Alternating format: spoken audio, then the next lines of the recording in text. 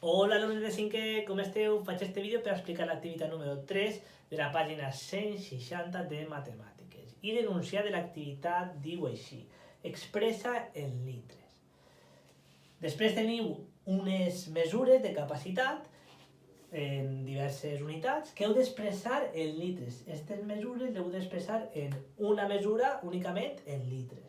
Per tant, tenim que passar 2 quilolitres a litres, 5 hectolitres a litres, 14 decilitres a litres i després sumar-ho tot i veure el resultat d'aquesta suma.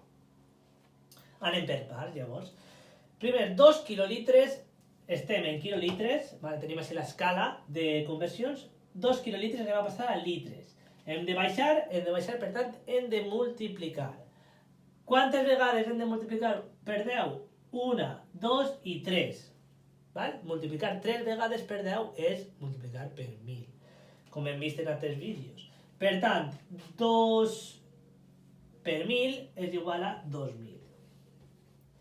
2 quilolitres és igual a 2.000 litres. Disculpeu que la pissarra, no sé per què, està, no escriu bé. Val? Aleshores, 2 quilolitres és igual a 2.000 litres.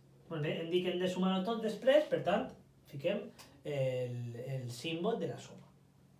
Ara anem a passar 5 hectolitres a litres. 5 hectolitres hem de baixar, per tant, si hem de baixar fins a litres hem de multiplicar 1 i 2 vegades per 10. Multiplicar 2 vegades per 10 és multiplicar per 100. Per tant, 5 per 100 és igual a 500 litres. I ara anem a passar 14 decilitres, anem a passar-los a litres. Ara, esta vegada no hem de baixar, sinó que hem de muntar. Si muntem un escaló, hem de dividir entre 10. Per tant, 14 dividit entre 10 és igual a 1,4 litres. Molt bé, una vegada ho tenim tot en litres, hem de sumar-ho. I això, esta suma es pot fer de cap. Vosaltres, si voleu, podeu ficar els números per a sumar-ho, però n'hi haurà vegades que ho podeu fer de cap, com és este cas.